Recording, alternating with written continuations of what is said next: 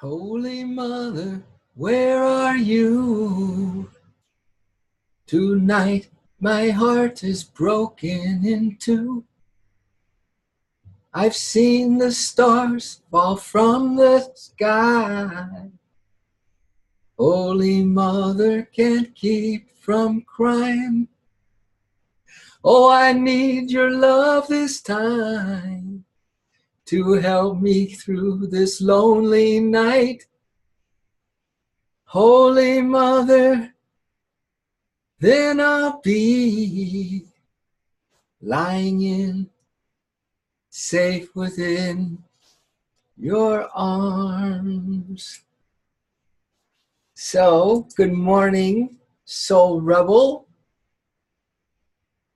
and Soul Rebels. Thank you for being on the Gita stream this morning. Really, it's just a major excuse to take a time out from the mind. It's just a perfect opportunity to surrender to the divine. It is always about just this moment in eternity where we can let go of our humanity and be completely held in the arms of that Holy Mother, the Holy Spirit, to feel the Master's presence sitting in the silence on the sunny banks of my mind, sitting in the silence with the Master by my side. And when my thoughts have gone to rest, that's the time I feel him best. Oh, 'tis lovely sitting in the silence. For all these reasons, we reconnoiter here to receive the blessings from our one spirit, our soul and spirit. Why wait? Why wait, oh my soul and spirit? When 'tis now, we can meet and melt in the ocean heart of oneness everlasting. All right? So thank you. Thank you for taking a break from being human right now. Honestly, thank you for, we don't realize how in Gita we are by being in the Gita stream. We don't realize how when we focus with a loving heart and trust and faith, we put our attention as best we can on truth, how close we are to a breakthrough, how close we are to having an experience, of that one beloved of this universe that's hiding in each one of our hearts. So we get to blow some conch shells this morning. All right? Well, actually, maybe that will be the next stream, because this morning, Ego's going to blow his. If he already hadn't blown it. Good morning, Amy. Good morning, Lorena. Good morning, Amy. Good morning, Mickey. And good morning, Lisa. Wow, what are you guys up to, huh? You just needed to get on the love line, huh? We don't have the Facebook going on right now, so this is where we huddle up as a soul rebel community. So this is verse 12, the conch shells, inner vibratory battle. Inner vibratory battle in meditation. I know this stuff is deep. I know there's enough going on in our life that this deep stuff, doesn't make sense to me now. I'm too caught up in this and that, But we're here for the other reasons. We're here to remember our steps and practice our steps. You'll see every time we use the Gita as an opportunity to practice our steps, because maybe they're one and the same thing. Who knows? Only God knows. Oh, GK. Only God knows. And Brooke is here. Page 111. So you got to remember that, in the verse before this, it was old Duryodhana then we had a whole bunch of streams on the Bhishma, on the ego, because he asked the King Material Desire. You know that guy? Do you know King Material Desire? Also known as lust, King Material Lust. Doesn't mean just lust in the sexual way, but lust for just being materially attached. Lusting over our thinking instruments. Lusting over just our own viewpoints, right? Yeah. But he said, listen, to all the restless desires, to all the samskaras, to all the things that pull us away from spirit, he said, please protect Bhishma. And we know now that Bhishma lives at the medulla oblongata. Okay? And we saw that there's a lineup going on of the good guys and the bad guys in our spines. You know, soldiers of restlessness and soldiers of light and truth. And now they're getting, it's going to get serious. The battle has yet to really begin in the Bhagavad Gita. We're only on verse 12. So, do protect Bhishma. Duryodhana is asking all of the restless kudus, do protect this ego, because we have a gatekeeper here at the medulla oblongata. We have actually potential for two different gatekeepers. We have the manas, sense mind, which wants to close the gate of the cosmic energy Om to come in to give you more life and support today, so you can pull off some higher states of consciousness today, that you might have a little more self-control today, you see? And then there's the gatekeeper of the buddhi mind, which says, no, we're going to open up the floodgates of this cosmic energy flowing through the medulla so that we can see the light everywhere, so that we can feel that energy is supporting each one of our pandavas and each one of the chakras, to give us that boost of self-restraint at the first chakra, to give more surrender and adherence to the Divine Mother Bear at the second chakra, to be Arjuna and the chariot of daily life, holding the reins of his buddhi mind, so that only the wisdom and the love force can blast through him, taking care of whatever thought, feeling, desire, worldly circumstance happens, it just gets love blasted. And then we have this beautiful bhima, this pranayam breath, you know, that gets supported when the gatekeeper is the wisdom mind and allowing all this cosmic energy to come in. We have that beautiful awareness to wait to receive the beloved's love in an inhale breath, and then to give our love on an exhale breath, right? And then we have this beautiful deep peace, the older brother Pandava, the king Yudhishthira, the older brother that's just king of calmness, king of interiorization of the consciousness, intuitive imagination, the deep peace, the getting blessed by the masters in the inner worlds. Isn't that beautiful? All because that we're going to have the gatekeeper of the buddhi mind, the wisdom mind, keeping this gate open, not held closed by Bhishma ego, okay? Because Bhishma ego lives in here as well as the super consciousness of the soul, all right? However, verse 12 says that grandsire Bhishma, oldest and most powerful of the kudus, that's the ego, with the purpose of cheering on Duryodhana, because Duryodhana, King Material Desire, he said, hey guys, would you guys protect with Bhishma at the medulla oblongata, make sure that there's no light that can come in, no energy that can come in, that Bhishma can keep that prime minister, manas, evil, lying, cheating prime minister there, so that no energy can come in and we can have a desultory life. Would you please protect him? He didn't get a response. He didn't get a response from those kudus. And that's why this verse 12, Bhishma responds.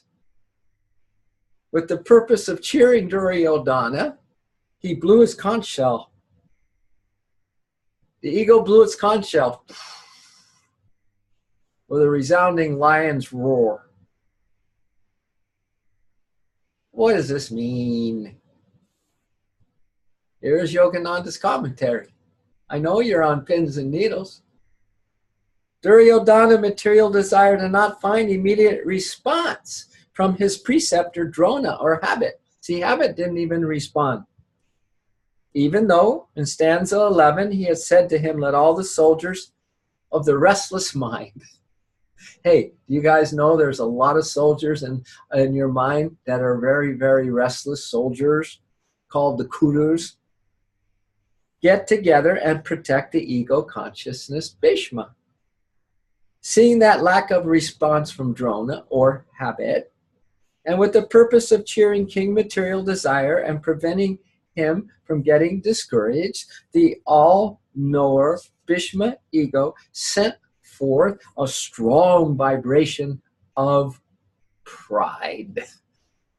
Oh, I got to figure out my day today. You know, I am going to do this. I am planning that. I am worried about that.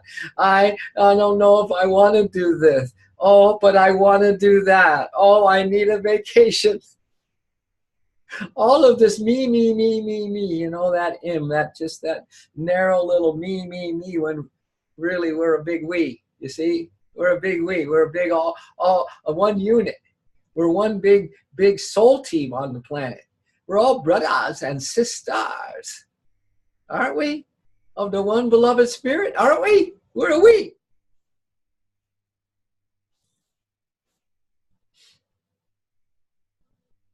So with the purpose of cheering on King Material Desire and preventing him from getting discouraged, the all-knower Bhishma ego sent forth a strong vibration of pride, the me, the I, the little I, and determination, and blew his conch shell of restless breath. Blew the conch shell of restless breath. Meaning, you're not aware of breath, it's shallow, it's fast, because your mind is racing, because you, the ego, got your hands on the chariot, but now it's the, you know, actually you've probably let off the chariot holding the reins of your wisdom mind, and the sense steeds, your 5 sense steeds are going crazy, so the chariot's going like this through life today. Huh? Guided by your whims, guided by your material desires, right? Yeah. That's what the restless breath does. So it's a conch shell the ego blows of restless breath that causes what? Body identification and disrupts the stillness of deep meditation. Body identification and disrupts this ability that you and I have to remember spirit. To hold on as long as we can to our connection to spirit, to keep some kind of little light of devotion burning in our heart, that there is one true love we all have. Not all of these other so-called false idol loves. You know, I got a boyfriend now. Oh my God, I'm at least not so lonely because I have this other human around me. Nothing wrong with that, kids. Except that little spark and light for your one true love might get dim. It may get dim. It may go low because you and I are still body identified. You see? And we still got the shallow breathing. We're not waiting at the stoplight to receive the beloved's inflow. Wait, and receive that big breath that puts us in touch with our oneness with spirit. And it disrupts the depth of our meditation too. Drona is depicted as not altogether, Drona, Habit, is not altogether enthusiastic about fighting the Pandavas. Isn't that interesting? Your Habit is not necessarily all that gung-ho about fighting your good qualities. This is because he is not only the preceptor of the wicked kudus, or the restless thoughts, but of the good pandus as well. Until the yogi is firmly established, however, in the self-realization, the Drona Habit tendency, until we're really established, which you and I are getting more established, aren't we? Until the drona habit tendency, or the yogi is firmly established in self-realization, the drona habit tendency in him is a miscellany of both good and evil samskaras. So habit can be good habits and not so good habits, which are habit tendencies brought over from past incarnations, most of which have manifested themselves as fixed habits in the present life. I bet we're all carrying around, right, sitting right now on habits that we had since we were little girls and little boys, little tykes, and we still have them. I bet you there's some lurking right now. Those are fixed habits from past lives that have really fixed themselves in this present life, you see. However, since drona habit tendency has presently sided with the kudus, the restless thoughts, the manas mind, the sense-driven tendencies, the material inclinations and propensities, since it has presently sided with those evil kudus, or body-bound sense habits, and wicked mental tendencies, anything that isn't devoted, humble, helpless, surrendered, focused, dedicated, non-negotiable, unconditional on the truth, is wicked.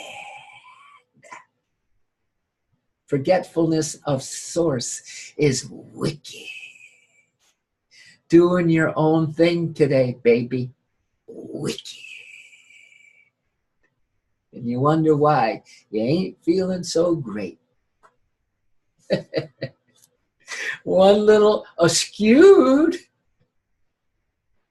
lapse of attention on source can throw everything out of attunement. All 8 strings of your heartstrings, there they go. No more harmony, no more melody, no more nothing. Just a cacophony of distracted noises, earth noises, body identified noises. You'll see. Those are the other conch shells when the restless soldiers all blow theirs. That's what it is. It's a cacophony of just distorted, horrible sounds, man. Like you're trying to get some sleep at night and everyone's clashing cymbals and blowing trumpets and just making all this crazy, wicked noise to disturb the peace. Ego disturbs the peace constantly. So since habit is now sided with those gurus, the sense habits and wicked mental tendencies, his concentration is on protecting those karma forces against the threat posed by the invasion of good habits. But see, here come our good habits in this battle. And again, we haven't really started the battle on the battlefield of Kurukshetra. This is just looking in introspection and seeing what the heck is going on inside of me.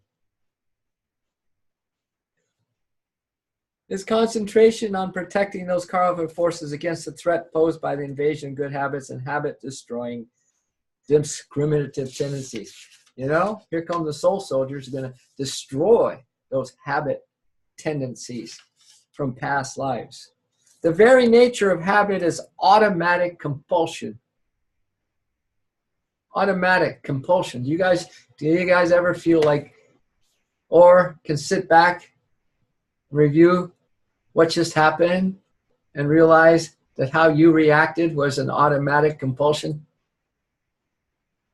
to do what one has become accustomed to do? Do you ever have a moment like that?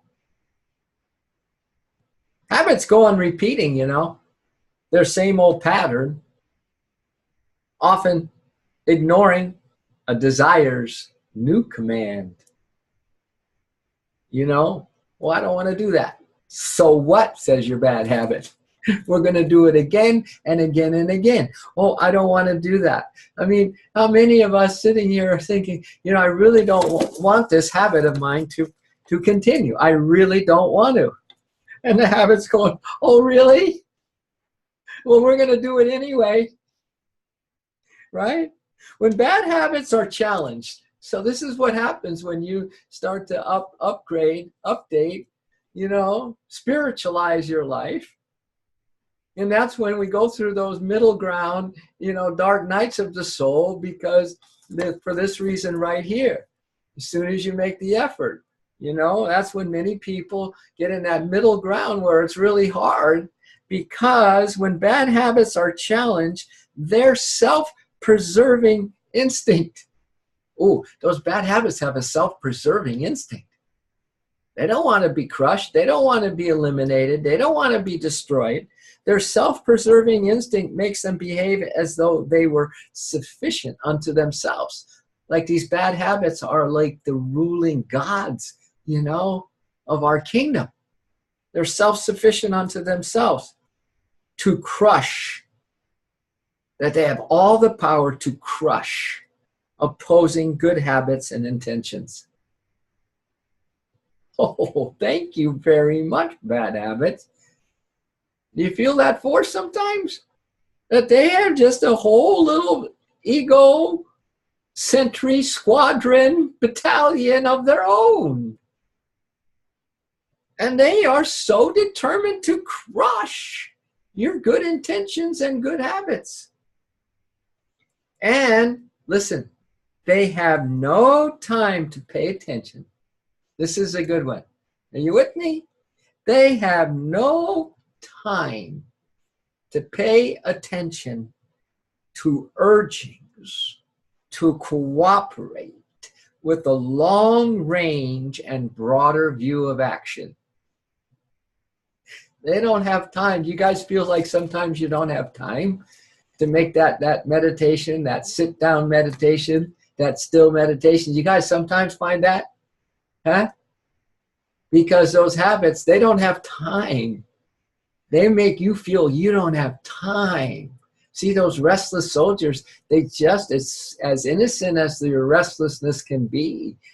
Maybe just tidying up the house and then going to do that. And it's the Madam Butterfly consciousness, you see, where we're just always like this, and we have our little meditation plan, but then the altar where we sit isn't quite right, and we bring a flower, light it, and this and oh, and we haven't turned the light out in the other room, and then you scurry around, and then you just done 5 minutes of just scurrying around, and finally you sit down, and then you realize you better to go to the bathroom, and then finally you come back, and a 15-minute sit that you had planned can turn out to be a couple minutes. That's called the Madam Butterfly restlessness consciousness, you see. Because ego habits, they're going to make you feel you have no time. No time. I'm too busy.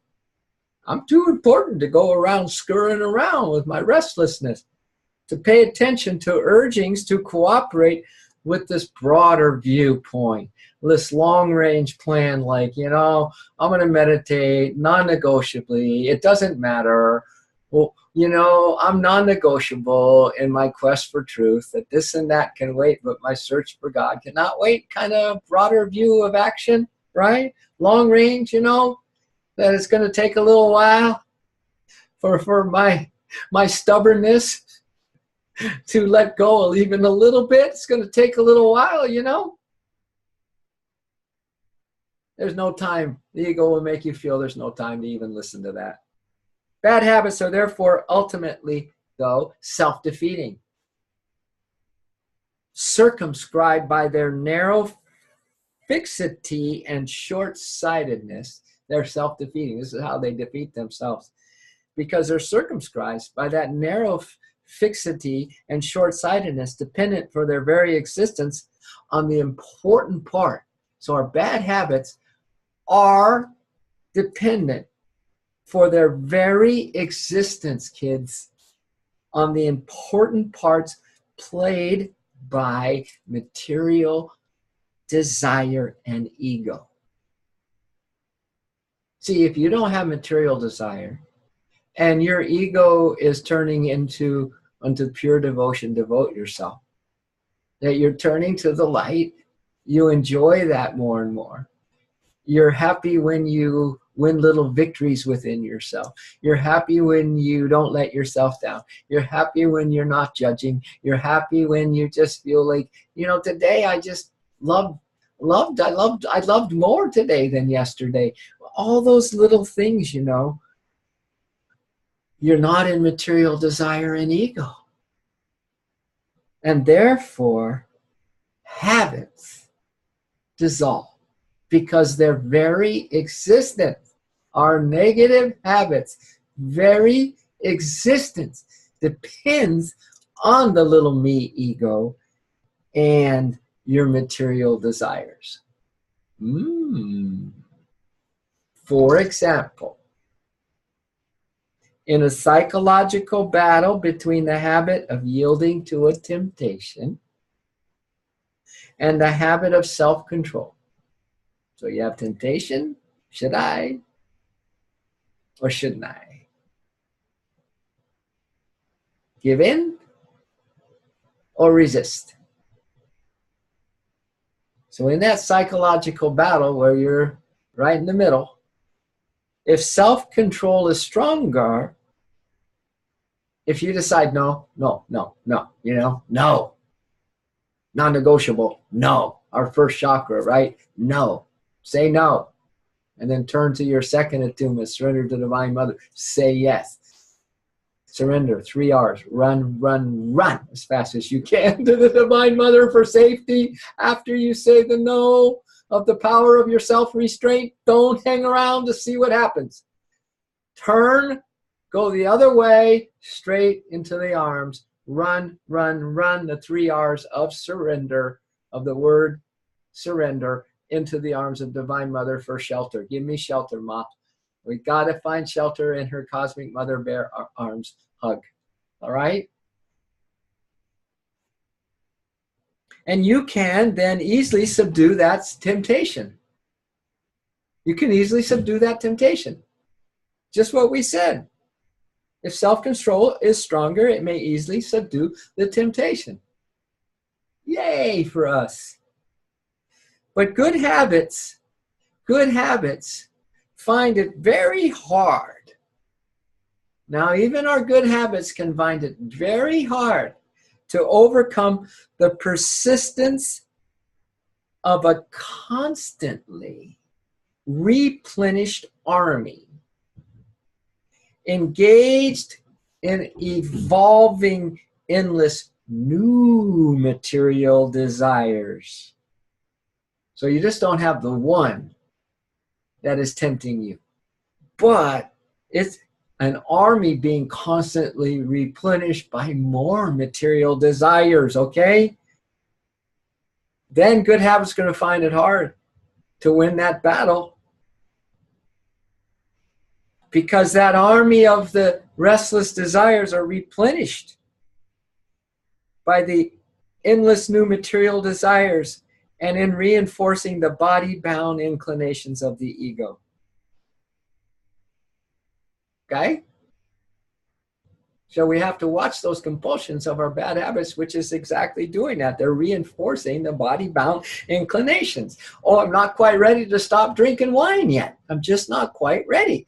Well, as innocent as that is, I'm just having wine with dinner. That's just an example. But every time you have that wine, you are reinforcing the body-bound inclinations. That certainly isn't, you know, the ultimate act of self-control, is it?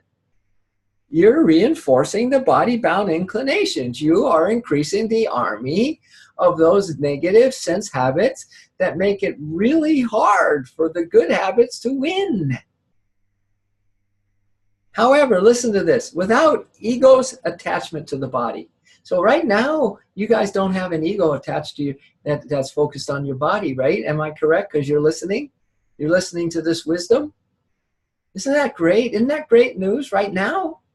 Look at, you don't have a big attachment to your body right now. Your mind is absorbed on listening to this truth. Isn't that beautiful? So without your ego's attachment to the body, there would be no material desire. So, right now, listen, you guys are masters of yourself because you have no material desire in this moment. Isn't that beautiful? See, we forget about all these moments where we do remember Source. We forget about all the sit-down meditations, you know? It's like that black dot on a white wall where we're back to the fact that it wasn't good enough, or I slipped and I went back to my material pursuits and indulgences, and then there it goes. All that white wall gets, the black dot takes over. That's all we see is the black dot. But no, you guys are turning to the light often these days. You're sitting down and just being aware of the breath and practicing our attunements often these days, if not regularly every day. And that should be celebrated, okay? Because without ego's attachment to the body, there would be no material desire. Without you focusing on your body, instead you're focusing on the breath coming in, you're focusing on Divine Mother, you're focusing on, thank you for taking care of this, Divine Mother, you're focusing on the Master Mushin, you're focusing in your heart, you're focusing that, you know, the cosmic energy, you're focusing on, you know, maybe Father and I are one, you're focusing on all those things, you have at that moment, no material desire. And without the desire, there is no samskara or habit. And you're not in a bad habit at that moment. Do you see? Conversely, ego can be slain. It can be slain if not protected by habit, bad habits, and material desire. Right now, each of us do not have a bad habit going on. Right now, each of us do not have a material desire going on right now. Right now, the ego doesn't have sway over us. The moral of this is that we aren't so incapacitated. We aren't so still, you know, susceptible and worldly and restless as the ego mind, the mind ego wants you to believe. So don't believe your mind. Don't ever believe your mind. Listen to the heart song. Listen to your conscience when you feel that devotion and you have a moment with the beloved. Listen to your conscience then. She will always say, this is so sweet. This is all you ever wanted. Go for it. Have more moments like this. You're so sweet. We have so many sweet moments. All right? Focus on the sweet moments, kids. And don't give a second thought to the not so sweet moments, okay? Just snap back. Snap back and wait for the next reception of spirit breath. Oh, how beautiful is that? Even our soul rebel is like, why wait? Why wait? The soul rebel breath, you can consider it this way. Why wait? Why wait? Oh, my soul and spirit. When right now we can meet and melt in the ocean heart of oneness everlasting. So we receive that breath of spirit as a soul rebel, sourcing source, right? The spirit breath.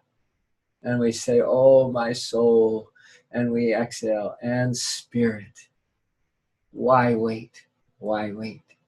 And then we receive, oh, my soul. And we exhale, and spirit. Why wait? Right now, we can meet and melt in the ocean heart, oneness everlasting.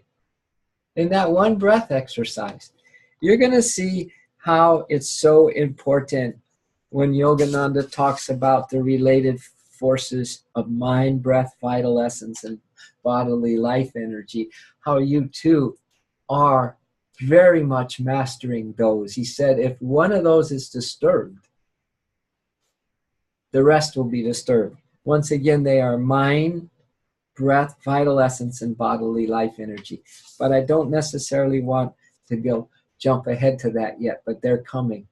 And you're going to see you have more control over those than your mind ego is going to make you believe. Do you see how, what a traitor your mind ego is? Even after you're doing a bunch of good stuff, especially after you're doing a bunch of good stuff. Because what? Their self-preserving instinct makes them behave as though they were sufficient unto themselves to crush opposing good habits and intentions, and have no time to pay attention to urgings to cooperate with the long range and broader view of action. That's what happens to us. Isn't this something? And we're still sitting there, and the two forces really haven't started to clash yet. We're just, Yogananda's just setting up what's in store for you and I. So, but I really thought it was so cool to consider that without the ego's attachment to the body, when you're sitting down to meditate and you're really sincere, the ego is not attached to the body because you're sincere and God watches your heart, okay? Please consider that. There would be no material desire, just even for moments at a time. Notice how you don't have material desire, that you really do desire God. You really do desire love. You really desire peace. You guys are desiring that a lot. So please acknowledge that the ego is not attached to your body in those moments. And there can be no material desire that comes from that. You can call it spiritual desire. What do we call it? Spiritual ardor and devotion. We call that spiritual ardor and devotion. We call that Tivra Samvega, right? Extreme dispassion for the material desire and extreme passion for truth, for the spiritual connection. Wow. And without then the material desire, listen, there would be no samskara or habit. Without material desire, there will be no habit, bad habit. So ego can be slain if not protected by habit and material desire. Does it kind of make a little bit of sense this morning? Thus, ego. Go back to Bhishma blowing his restless conch shell, right? Of that restless heaving breath, the lion's roar of the breath, the restless breath, the shallow breath, the fast breath. Thus, ego in his own defense initiates the call to arms. It was the first conch shell that is blowing on this inner vibratory battle is the ego. In the context of this Gita verse, this means that during deep meditation, when the breath has become calm, so just notice when you have those moments of just getting calmer in your sit, in your meditation, when the breath has become calm, producing a very enjoyable state of peace. And that, acknowledge too how enjoyable is peace. Acknowledge too that you yearn for that peace. Acknowledge too that you love that peace more and more. And even if you don't feel it, you can still yearn for it. You can still long for it. You can still learn to love the intuitive imagination of that peace, even, especially if you're not feeling peace. This is called faith. This is called trust. This is called surrender. Producing a very enjoyable state of peace wherein the mind is withdrawn from the senses. Then the worried ego rouses in the devotee the thought of body identification. You all know we don't meditate all day long. We have our little sit, and then at some point in that sit of meditation, the worried ego doesn't like too much peace. It doesn't like too much happiness. It doesn't like too much love in your heart. It doesn't like too many moments of self-control and too many victories in a row type of thing. Listen, The worried ego rouses in the devotee the thought of bodily identification. You got to scratch, you know, you got to, whatever's going on is a body sensation. It rouses that identification with your body, reviving the restless breath. Every time you identify with the body in this outer world, your breath gets restless. Every time you attune your heart to the truth, it quiets the breath. Or every time you focus on breath and just breathe in devotedly, that beloved, you know, that divine mother, she loves me more breath, right? And all the breaths that we practice, then it also quiets down the mind. However, that worried ego rouses the devotee to the thought of body identification, reviving the restless breath, which is like a lion's roar compared to the absolute stillness of the interiorized meditative state. You know, like you're dead asleep at night, and it's really quiet in your house. Can you imagine that a lion's roar? Have you really heard those guys out in nature or zoos? Man, that's loud. It just vibrates through the trees. Can you imagine right next to your head in a period of silence, even in sleep, if that happened to you? You would fly out of your bed. You'd be so alarmed. You might even be shocked to death by that noise. It's the same. When Bhishma blows that conch shell of the lion's roar of restless breath, when it's time, so to speak, because it's worried to get you out of that seed of interiorized, beautiful, peaceful state of your meditation. It is that disruptive, my friends. It is that disruptive. We don't see it because we're used to being disruptive. We're used to being restless, and we don't have quite the comparison of what it's like. So we don't quite feel the shock of the intensity that happens in our physical body when you and I are just restless all the time. We don't realize how destructive that is to the peace soldiers that live within us as the soul nature. So that lion's roar, in contrast to the absolute stillness of the interiorized meditative state, is something else. As soon as a devotee resumes her natural practice, get a load of this, get a load of this. As soon as you and I resume our natural practice of dependency on fast breathing, meaning restless mind, meaning you're not conscious of breathing, and it's rapid and it's fast and it's restless because the mind is restless, because we're, again, identified with this body-bound sensory world experience. Isn't that something? What a thought. We resume our natural practice of dependency on fast breathing. That is just the way that's worded. It's just, whew, it wakes me up, man. Our natural practice of dependency on fast breathing. Well, what does that say about our attunements? It's all about the breath. We start in the heart center, don't we? When I teach these over and over to a new person, we always start in the heart center and we say, in just this breath, in this moment, in my heart with the beloved, in just this breath. And we say, wait to receive that breath. Don't take a breath.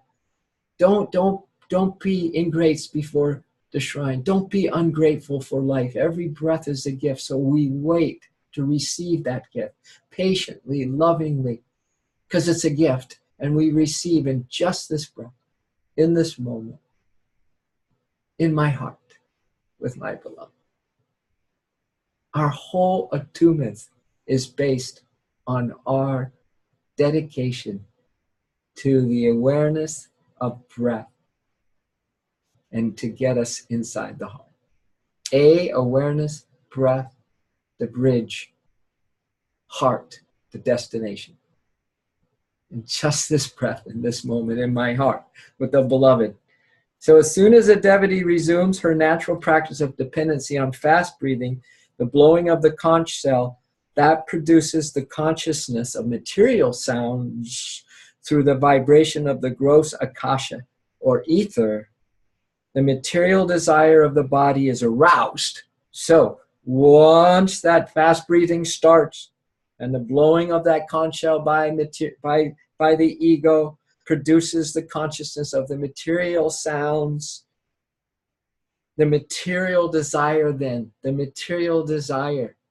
See, without the ego's attachment to the body, there is no material desire. Without the ego's attachment to the body, that means you and I are focused back on truth, back on this moment, in this breath, in our heart with the beloved. Back to the steps, back to the steps. But if we forget that, then all of a sudden there's a consciousness of the material sounds, there's fast breathing, material desire is awakened, and the body is aroused. The body is aroused, the sensations are aroused and cheered on to rally the senses against the powers of meditation. I rest my case. No. Yogananda rests his case. No. Truth rests its case. What do we have? All right.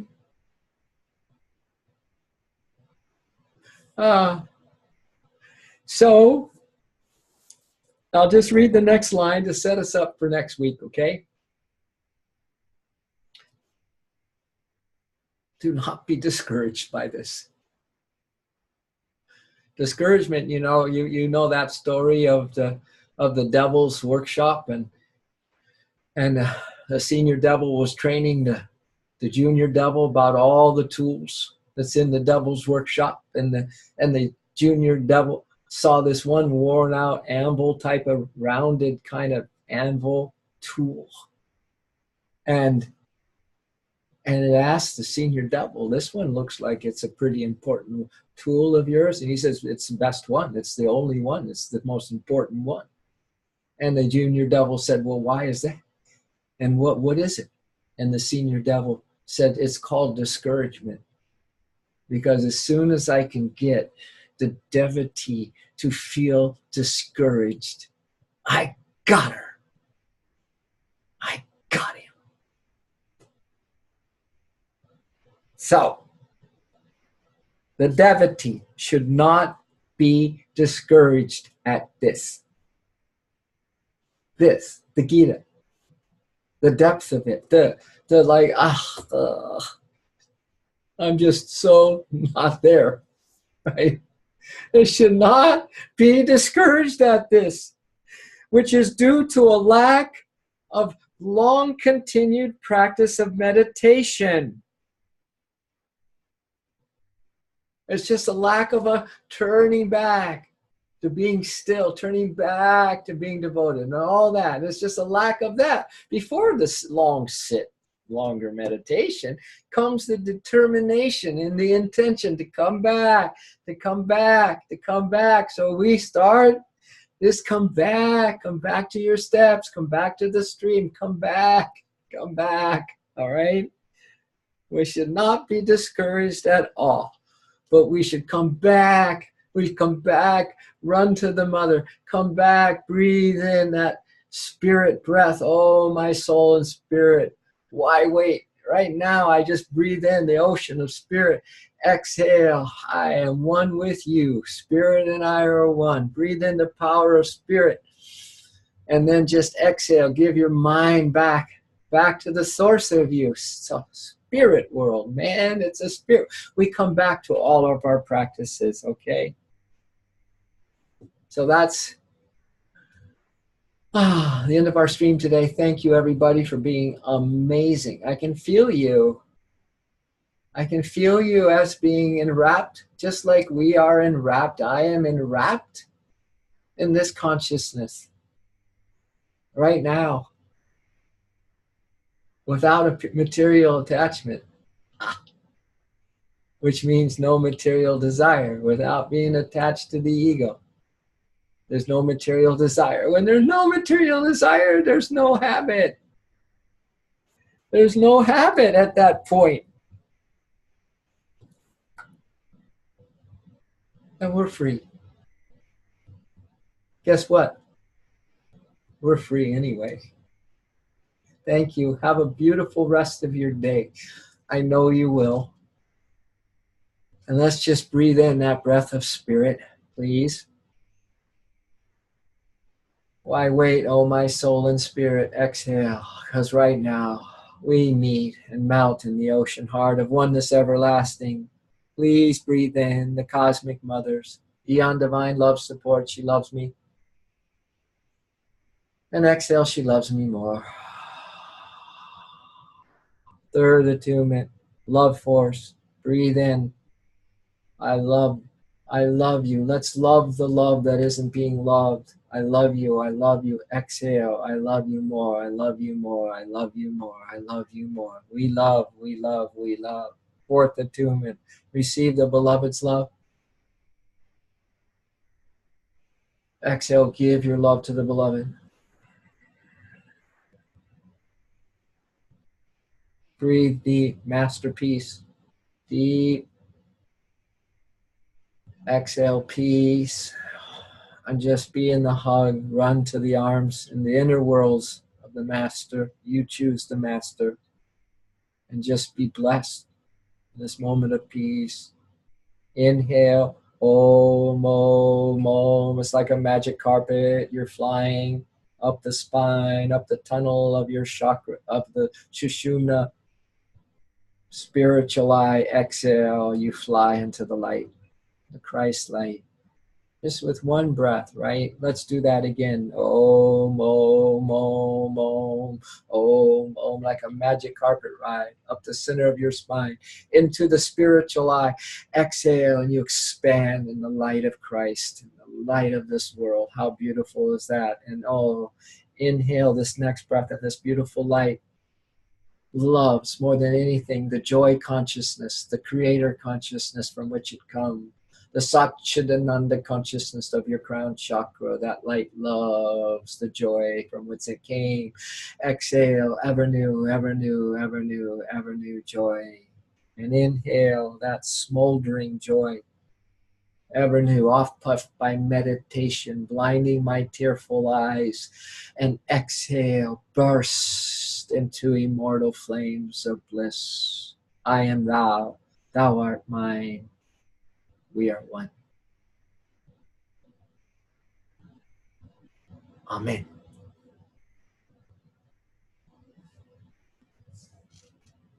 We're in.